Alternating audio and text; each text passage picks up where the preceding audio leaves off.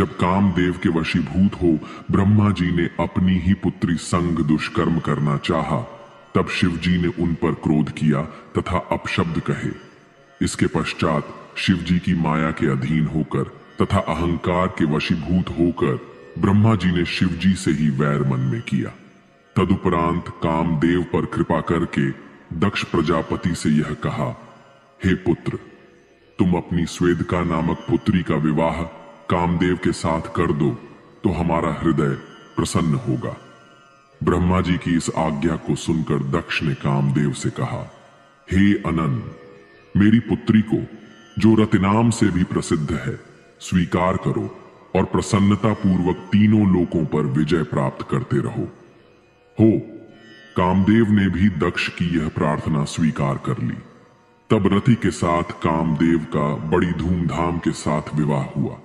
उस समय ब्रह्मा जी ने अत्यंत प्रसन्न होकर दक्ष को पिता के समान उपदेश करते हुए भगवान सदाशिव ने उनसे जो शब्द कहे थे उन पर विचार करते हुए दक्ष से बोले, हे दक्ष, शिवजी योगी स्वरूप धारण कर तीनों लोकों को जीतते हैं।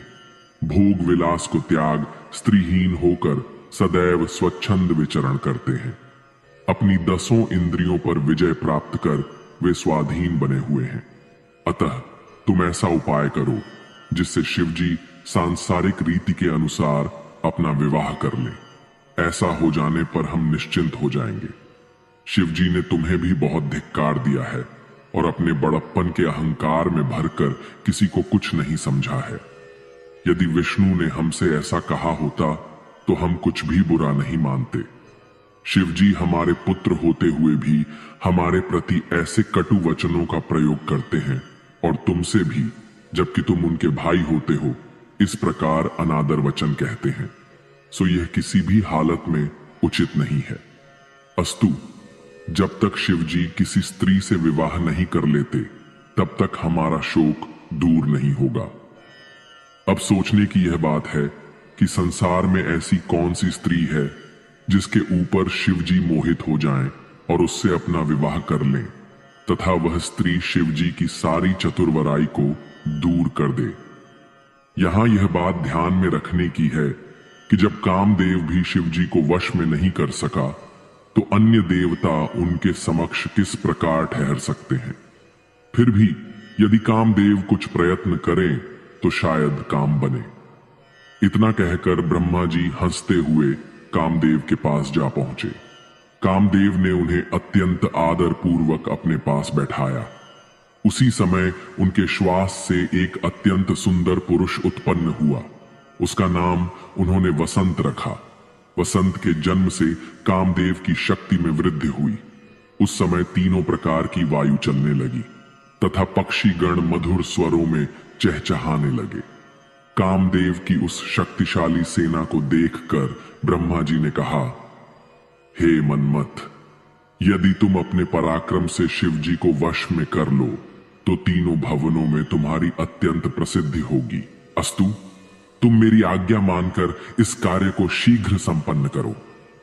उनकी इस आज्ञा को सुनकर कामदेव ने उसे अपने मस्तक पर धारण किया। तदुपरांत वह उन्हें प्रणाम कर एवं अपनी सेना को साथ लेकर शिवजी के समीप चल दिया। जिस समय कामदेव अपनी सेना को लेकर शिवजी के पास चला, उस समय संपूर्ण संसार पर कुछ ऐसा प्रभाव पड़ा कि सृष्टि के समस्त प्राणी बुद्धिहीन हो उसके वशीभूत हो गए। शिवजी के गणों पर भी उसका प्रभाव पड़े बिना न रहा। जब शिवजी ने यह जाना कि कामदेव पर विजय प्राप्त करने के निमित्त अपनी सेना को साथ लिए हुए आ रहा है, तो उनके ऊपर उसका कुछ भी प्रभाव ना पड़ा। वे अपनी इंद्रियों को जीतकर अपने स्थान पर ध्यान मग्न बैठे रहे। उनके ऊपर कामदेव का कोई वश नहीं चला। तब कामदेव अत्यंत दुखी एवं चिंतित होकर वहां से लौट आया और कायरों की भांति ब्रह्मा जी के सामने आकर पृथ्वी पर गिर पड़ा। तदुपरांत स्तुति करते हुए इस प्रकार बोला, हे पिता, मैंने अपनी सेना द्वारा संपूर्ण देवता, मुनि एवं अन्य जीवधारियों को तो वश में कर लिया, परंतु शिवजी के ऊपर मेरा कोई प्रभाव नहीं पड़ा। अब मुझे यह भय लग रहा है कि कहीं वे मेरे ऊपर क्रुद्ध ना हो जाएं। प्रज्वलित अग्नि के समान उनके स्वरूप का स्मरण कर मैं मन ही मन अत्यंत भयभीत हो रहा हूं। मुझ में इतना बल नहीं है कि मैं उन्हें परास्त कर सकूं, क्योंकि इस बात की मैंने भली भांति परीक्षा कर ली है। कामदेव की बात सुनकर ब्रह्मा जी को भी अत्यंत चिंता हुई और मुख पर उदासी के लक्षण स्पष्ट हो गए। उस समय उन्होंने शोकाकुल होकर जो बहुत से श्वास छोड़े, उनसे अनेक प्रकार के गुणों की उत्पत्ति हुई। वे अपने हाथों में अनेक प्रकार के शस्त्र धारण किए हुए थे। वे बड़े जोर जोर से चिल्लाते, नाचते, गाते हुए मार मार की पुकार करते थे। उनकी संख्या का वर्णन नहीं किया जा सकता। जब उन गणों को कामदेव ने देखा तो ब्रह्मा जी से पूछा, हे पिता, यह लोग कौन हैं और इनका नाम क्या है? उन्होंने उत्तर दिया, यह सब लोग मार मार शब्द का उच्चारण कर रहे हैं, अतः इनका नाम मार होगा।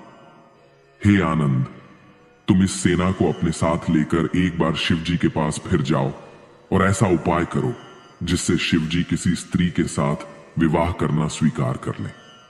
यह सुनकर कामदेव ने उत्तर दिया, हे पिता, पहले तो मेरा कुछ यश नहीं चला और अब भी कोई आशा नहीं है। फिर भी मैं एक बार पुनः आपकी आज्ञा से उनके पास जाता हूं, परंतु आप यह निश्चय रखें कि यदि शिव जी का ध्यान भटक भी गया तो मैं जीवित कदापि नहीं बूंगा। इतना कहकर कामदेव अपनी उस नई सेना को साथ लेकर वहां से चल दिया और उस स्थान पर जा पहुंचा जहां शिव जी ध्यान मग्न बैठे थे। सर्वप्रथम उसने पृथ्वी पर मस्तक रखकर शिव जी को प्रणाम किया।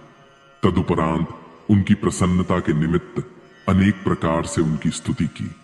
उसने प्रार्थना करते हुए कहा, हे प्रभु, मैं अपने पिता की आज्ञा अनुसार यह कार्य करने के लिए आया हूं, अतः आप मेरे ऊपर कृपा बनाए रखें। इतना कहकर कामदेव ने अपने साथी वसंत को चारों ओर फैला दिया। उस समय संसार के किसी भी प्राणी का धैर्य स्थिर न रह सका, परंतु इतने पर भी शिव जी का ध्यान विचलित न हुआ।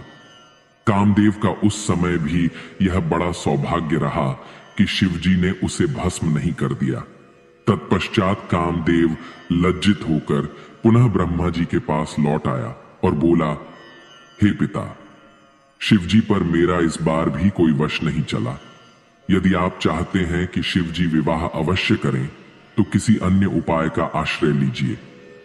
इतना कहकर कामदेव अपने घर को चला गया और यह समझ गया कि शिव जी पर उसका कोई प्रभाव ना पड़ेगा। उस समय ब्रह्मा जी को अत्यंत निराशा तथा चिंता हुई। इसके बाद उन्होंने विष्णु जी से सहायता मांगी। तब विष्णु जी ने उन्हें मां भगवती जगदम्बा का स्मरण कराया था और कहा कि उनके अलावा शिव जी अन्य किसी के वश में नहीं आ सकते। तदुपरांत ब्रह्मा जी और दक्ष ने मां जगदम्बा को प्रसन्न करने हेतु तपस्या की, जिसके विषय में हम अगली शिव पुराण की कथा में अवश्य देखेंगे और जानेंगे कि किस तरह मां सती ने दक्ष प्रजापति के घर अवतार ग्रहण किया। ओम